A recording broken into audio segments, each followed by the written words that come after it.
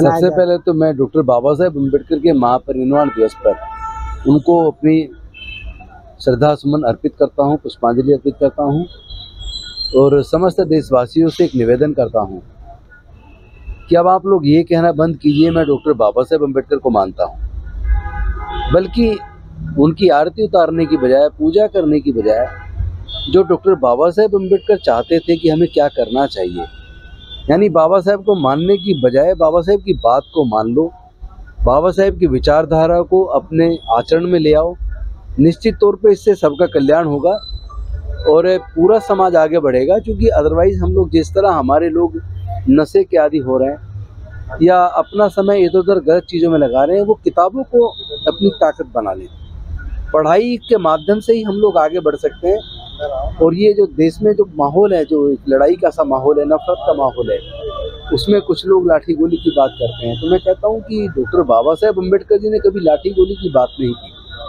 उन्होंने पूरी जंग को अकेले जीत लिया, पूरी जंग को 3500 साल की गुलामी तोड़ी, अपने 3 बच्चे गंवाए, अपनी पत्नी को गंवाया, लेकिन अपने बुद्धि और विवेक से, काबिलियत से, योग्यता से, अपने ज्ञान के दम पर उन्होंने जीत अर्जित की और हम लोगों के देश के दलित, पिछड़े, आदिवासी और महिलाओं की लगभग 3000 साल की गुलामी को तोड़ा है।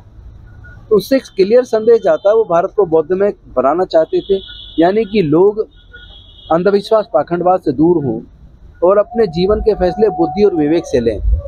किसी बात को इसलिए न मान लें कि कोई बहुत बड़े ग्रंथ में लिखी है, किसी बहुत बड़े व्यक्ति ने कही है, बल्कि जैसे तथागत बुद्ध ने कहा, अत दीपक भव, अपना दीपक स्वयं बनो। किसी बात को भी मानने से पहले उसको जांचो, परखो, अपनी बुद्धि और विवेक की कसौटी पर तर्कपूर्ण तरीके से कस के देखो, उसके बाद आपको लगे वो बात सही है तब उसको मानो। डॉक्टर बाबा साहेब अकेले थे, लेकिन वो अपना परिवार, अपना सब कुछ दांव पे लगा के समाज के लिए जिए और समाज के लिए मर गए। पूरा जीवन समाज के लिए लगे रहे। पूरे जीवन में इतना अध्ययन ज्ञान अर्जित किया कि उन्होंने सच को जान लिया और उन्हें पता लगा कि बुद्ध का मार्ग ही मानव कल्याण का असली मार्ग है। और उन्होंने लगभग 10 लाख के आसपास लोगों को बौद्ध धर्म की दीक्षा दिलाई और वो उन्होंने कहा था, मी भारत बौद्धमय करी, मैं भारत को बौद्धमय करूंगा। लेकिन वो दीक्षा लेने के 1 महीना और 22 दिन बाद ही उनको निर्वाण की प्राप्ति हो गई। उसके बाद जो लोग आए वो लोग अपनी नौकरी, अपने बच्चों, अपनी बीवी तक सीमित हो गए या दूसरे जो एंजॉयमेंट के साधन में तल्लीन हो गए। अगर आप आज देखें, जो हमारे अधिकारी हैं या दूसरे जो बिजनेसमैन लोग हैं या जो बाकी लोग हैं, वो लोग अपने परिवार तक सीमित सुविधाओं में खो गए हैं। अगर वो लोग भी थोड़ा सा समय और थोड़ा सा अपना पैसा, जिस तरह बाबा साहब ने अपना सब कुछ समाज के लिए दे दिया। अब आप देखिए, करोल बाग में इतनी बड़ी जमीन, अरबों की जमीन डॉक्टर बाबा साहेब अम्बेडकर अपने अकाउंट से चेक काट के खरीद के और समाज को देकर गए। Delhi schedule caste welfare association वहाँ बैठी है, लेकिन वहाँ कोई समाज का तो आंदोलन वहाँ से चल नहीं पा रहा जो चलना चाहिए था। तो वो अपना सब कुछ समाज के लिए दे गए। और आज के हमारे लोग हैं जो अपने परिवार तक सीमित हैं। जिस दिन परिवार में से 5% लोग भी समाज के लिए जीने और मरने की कसम खा लेंगे और अपने जीवन में बुद्ध के धम्मों को अंगीकार कर लेंगे, बाबा साहब की शिक्षाओं को आत्मसात कर लेंगे, उसके बाद मुझे नहीं लगता दुनिया की कोई ताकत भारत को बौद्धमय बनने से रोक पाएगी। और वैसे भी पूरी दुनिया अपना बुद्ध को अपना रही है, चारों तरफ बुद्ध का धम्म फैल रहा है। और यकीन मानिए, पिछले कुछ सालों में भारत के अंदर भी लोग बुद्धिज्म की तरफ तेजी से बढ़ रहे हैं। ऐसा नहीं है कि जहाँ था वहीं रुक गया है, दोबारा से एक लहर आई है। पिछले 1 साल में अगर आप देखें, 5 अक्टूबर 2022 को जब मैंने स्वयं अपने साथियों के साथ मिशन जय भीम के माध्यम से जब 12,000 लोगों के साथ डॉक्टर अम्बेडकर भवन, रानी झांसी रोड, करोल बाग में बुद्ध धम्म की दीक्षा ली और उसके बाद पूरे देश में जाके लोगों को जागरूक किया, उसके बाद से तकरीबन 10 लाख लोग अब तक बौद्ध धम्म की दीक्षा ले चुके हैं और रोज ले रहे हैं। कहीं ना कहीं पूरे भारत के अलग अलग हिस्सों में आपको लोग बौद्ध धम्म की दीक्षा लेते हुए मिल जाएंगे। तो वो एक कारवा चल पड़ा है और वो रुकने वाला नहीं है। बाबा साहेब अगर रिजर्वेशन की व्यवस्था ना करते तो ना हम पढ़ पाते, ना वकील बन पाते, ना हमारे लोग नौकरी में आ पाते, ना हम डॉक्टर, इंजीनियर, कलेक्टर, जज, साइंटिस्ट बन पाते और ना फिर हम MLA और MP बन पाते, तो मंत्री भी नहीं बन पाते। तो डॉक्टर बाबा साहेब की, अम्बेडकर जी की विचारधारा को अगर लागू करने के लिए अगर ये कुर्सी क्या अपना जीवन भी बलिदान करना पड़े तो उसलिए हम तैयार हैं। और दूसरी बात, हमने गंवाया कुछ नहीं है। उसके बाद से लगातार पूरे देश और दुनिया में लोग हमारे साथ जुड़े हैं और उस मिशन मूवमेंट को जो एक मंत्री के तौर पर हम आगे लेके जा रहे थे, उसमें और ज़्यादा गति आ गई, अब ज़्यादा तेज़ी से आगे जा रहे हैं। तो हमने गंवाया नहीं है, हमने पा लिया है। सर, राजस्थान से एक वीडियो आ रही है जिसमें चुनाव जीतने के बाद एक विधायक है, उसने मुसलमानों को जो चिकन मटन का दुकान है बंद कर रहे हैं कि डायरेक्ट खुले में धमकी दे रहा है। क्या देखिए, पहली बात तो पूरे दुनिया के अंदर नॉनवेज खाने वाले लोगों की संख्या 98% है। 2% लोग हैं जो नॉनवेज नहीं खाते, और भारत में भी 90 से 95% लोग नॉनवेज खाते हैं, 5% नहीं खाते।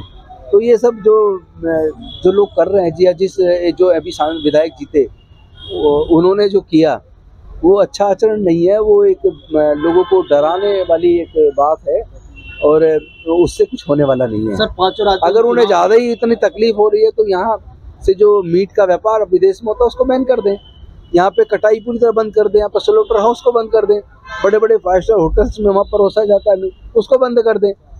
सारे छोटे ठेले वालों को बंद करके आप गरीब को के पेट पे लात मारने की बात कर रहे हैं। तो बाबा साहेब अम्बेडकर संविधान के माध्यम से भारत को 562 रियासतों को एकजुट करके अखंड भारत का निर्माण करके गए, और इतनी विविधताओं के बावजूद जहां 562 रियासतें थी, हजारों जातियां थी, कई सारे धर्म थे, कई सारे वर्ण थे और कई भाषाएं बोली जाती हैं, उसको एकजुट रखना कितना मुश्किल था। लेकिन बाबा साहब ने ऐसा संविधान दिया कि सबको एकजुट कर दिया। तो आज आप ये मानिए कि इस विविधता भरे देश को अगर एकजुट रखना है तो ऐसे हालात में केवल डॉक्टर बाबा साहेब अम्बेडकर का संविधान बचा सकता है। रही बात चुनाव की, तो चुनाव के जो परिणाम आए उसमें 2 चीज़ें हैं। ईवीएम अपनी जगह है, चुनाव में जो घोटाला होता है, जो अंदर इलेक्शन कमीशन के जो अधिकारी कर्मचारी होते हैं उनसे मिली भगत से जो वोट की चोरी होती है, जो कई वीडियो सामने आई है, वोट कोई और डाल रहा है और वो बेचारा खड़ा हुआ देख रहा है, उसे कोई रोक भी नहीं रहा कि आदमी क्यों उसके अंदर वोट डाल रहा है। तो उसमें मिली भगत भी है, और दूसरी एक कारण और भी है जिसको हम इग्नोर कर रहे हैं, वो नहीं करना चाहिए। एक तरफ बीजेपी यूनाइटेडली मजबूती से लड़ रही है और देश का 81% चंदा केवल बीजेपी के पास है, सारा पैसा बीजेपी के लोगों के पास है, साम दाम दंड भेद सब कुछ बीजेपी लगा रही है। और दूसरी तरफ 10 दल है, दूसरी तरफ कांग्रेस है, बहुजन समाज पार्टी है, समाजवादी पार्टी है, और आम आदमी पार्टी है, आज़ाद समाज पार्टी है, भारतीय आदिवासी पार्टी है, गोंडवाना पार्टी है, और राष्ट्रीय लोक दल है, आरजेडी, जेडीयू, मतलब एक तरफ सारे देश की पार्टी है, एक तरफ वो अकेली। तो जिन राज्यों को आप चुनाव की बात करें, उन राज्यों में 4-5 तो बड़ी पार्टी चुनाव लड़ी हैं। जैसे अगर राजस्थान की बात करें या मध्य प्रदेश की बात करें, तो वहाँ एक तरफ बीजेपी थी तो दूसरे कांग्रेस भी थी, बीएसपी भी थी, सपा भी थी, और राष्ट्रीय लोकदल भी थी, आज़ाद समाज पार्टी भी थी, आम आदमी पार्टी भी थी, और भारतीय मूल निवासी पार्टी भी थी, राष्ट्रीय लोकदल भी थी। तो जब इतनी सारी पार्टी एक तरफ हैं और एक तरफ बीजेपी यूनाइटेड लड़ रही है, तो वो भी चुनाव का हार का और जीत का बहुत बड़ा कारण है। और जो अंदर गड़बड़ी होती है चुनाव आयोग के अधिकारियों से मिलके, अफसरों से मिलके, वो अलग कारण है। सारे कारण, पैसा, धन बल, बाहुबल, वो सारे बल एक तरफ इकट्ठे होकर एक तरफ लोग बिखर गए। तो मैं समझता हूँ कि इससे सबक लेके 2024 के चुनाव पे लोगों को ध्यान केंद्रित करना चाहिए। और अहंकार हमेशा नुकसान करता है। कहीं ना कहीं कांग्रेस के अहंकार ने जो बाकी पार्टी जो एक गठबंधन बन रहा था उसके बनने में अड़चन पैदा की, और अभी कोई समय हाथ से निकल नहीं गया है। आने वाला लोकसभा का चुनाव 2024 का, जिसमें सबको इस चुनाव से सबक लेते हुए एकजुट होकर मजबूती के साथ चुनाव लड़ना चाहिए, तो निश्चित तौर पर रिजल्ट बदलेंगे। हमारी हर वीडियो सबसे पहले देखने के लिए चैनल को सब्सक्राइब करके दबाएं बेल आइकॉन।